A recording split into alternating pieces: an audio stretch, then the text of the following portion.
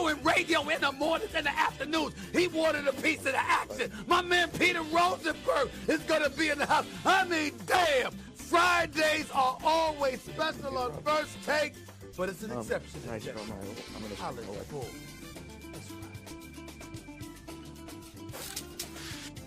Hey, we already got the Friday vibes, J-Mac, right? We got them in NYC here, too. Hey, we always have them. It's the weekend. It's coming. Exactly. We stay ready, Stephen A. out here. All right, Stephen A. already introduced everybody. We got a full crew today. It's going to be a lot of fun. Swagoo, special treat, of course, having you, my guy. Let's dive right in, and we're going to start with your former team, Marcus, the drama. After 11 years with the Cowboys, defensive end DeMarcus Lawrence opted to sign a 3-year deal worth a base salary of nearly $33 million with the Seahawks as a free agent, and it didn't take long for Lawrence to burn bridges back in Dallas. Dallas is my home. I made my home there. You know, my family lives there. You know, I'm forever going to be there. But, you know, I know for sure I'm not going to win a Super Bowl there. So, yeah. We here.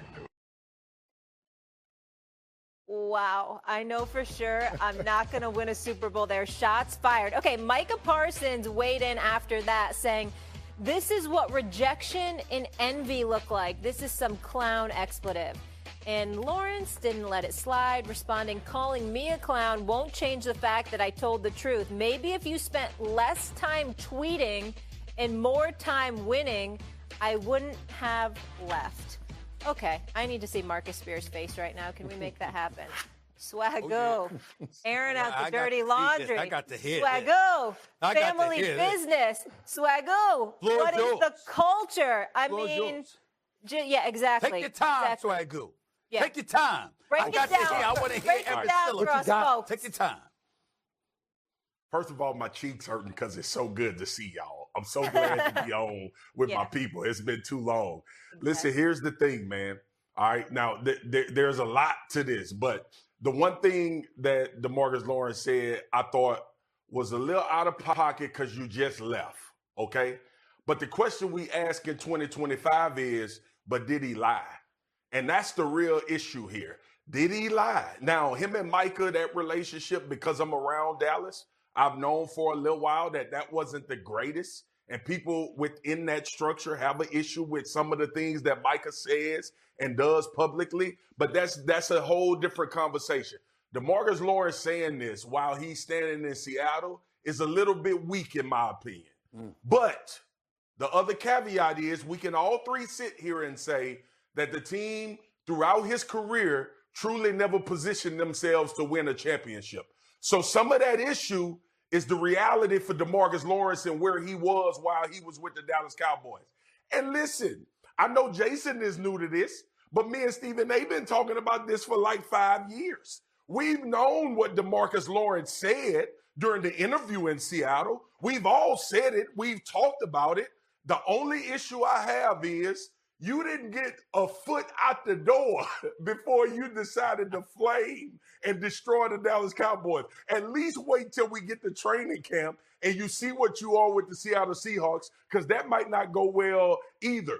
But ultimately, when you look at the back and forth with DeMarcus Lawrence and Micah Parsons, and DeMarcus Lawrence really telling the truth about what we've seen over the years with the Dallas Cowboys, I see Micah getting a little mad. But let me also say this to you, Jay McCarty and Stephen A. Micah, you ain't the defender of the Dallas Cowboys. You don't have to come at the call of the Dallas Cowboys. You know the issues. You've actually made your stance known about getting players in there and giving this team an opportunity to win championships. So as much as you got mad at DeMarcus Lawrence for saying what he said, as much as you thought it was rejection, I will remind the American public, like my man Stephen A. likes to do, he did get a $100 million contract from the Dallas Cowboys. I don't think he's that pissed off. And he got 42 to sign with the Seattle Seahawks. I'll leave it there. DeMarcus Lawrence doing just fine. A little bit weak to leave out the door and say that a day later. And Micah Parsons, that ain't really none of your business. Don't worry about it. Go out there and handle your business with the Cowboys. That's one way to look at it. And I'm not saying gasoline. Here comes the gasoline. But there's a couple of other ways, you know what I'm saying, that I think we should absorb this right here.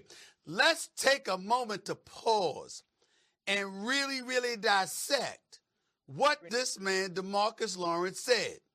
1 foot out the door. I mean, you could say both of it, but he had just landed in Seattle. I mean, damn, he didn't get a chance to pass gas before he threw flames on the Dallas Cowboys. What did the man say? What did the man say, Swagoo? What did the man say, Jay? He said, quote, "Wasn't like we gonna win a Super Bowl anyway in Dallas." So Like that. you can look at the statement, right? And you can say that, damn, he's throwing shade on the Cowboys.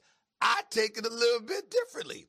I take it as a member of the Dallas Cowboys, being in a Dallas Cowboy uniform, having his family in Dallas, having his friends in Dallas, wearing that Dallas Cowboy star in his helmet, playing at the $1 billion playpen known as Jerry World, knowing every single Sunday they didn't have a chance to win. You can't make this up. So understand. Now, it is safe, Jay.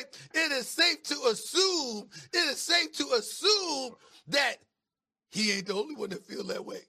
So the way I looked at it, you're focused on DeMarcus Lawrence. I'm focused on the locker room. I'm focused on an abundance of dudes stepping out on the football field for the Dallas Cowboys, knowing we ain't got no damn chance. We ain't gonna really be that relevant. I mean, I don't see. I mean, we ain't better than the Eagles. We ain't better than the Commanders. We ain't better than Green Bay. We ain't better than Detroit.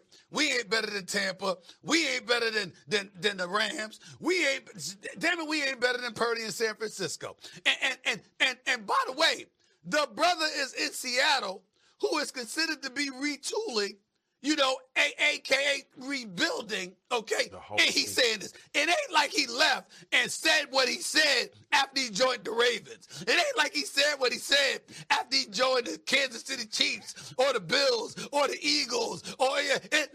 He said that joining the Seattle Seahawks. The Seattle Seahawks, who, by the way, was average at best, and then just lost their quarterback. They no longer have Geno. Am I right? Did Geno leave? Right. Ain't Geno gone? No Geno. So Geno, who's above average, but he ain't Burrow, he ain't Lamar Jackson, he ain't Josh Allen, he ain't Patrick Mahomes, he ain't Jalen Hurts. Damn it, he ain't Baker Mayfield, for crying out loud, okay? He ain't Jared Goff. He ain't these dudes, but he's gone. He's gone. So you don't even know who you got. And playing for Seattle, I know they got Sam Darnold. I understand, but damn it, you know how I feel about him after everybody celebrating, throwing water on him like they won a championship when he was 14-2. And they forgot, damn, we ain't even win a division yet. You understand? Leave that man alone. Leave that man alone. We talking about now. I'm just saying. Leave that man alone, man. I'm just saying. All I'm saying is this, y'all. Is it just me, Jay? Is it just me when I say this brother said that as a part of a rebuilding, a reclamation project in Seattle, and he's still talking smack? That means you got a whole bunch of dudes in Dallas that don't believe they're going to win. I give Micah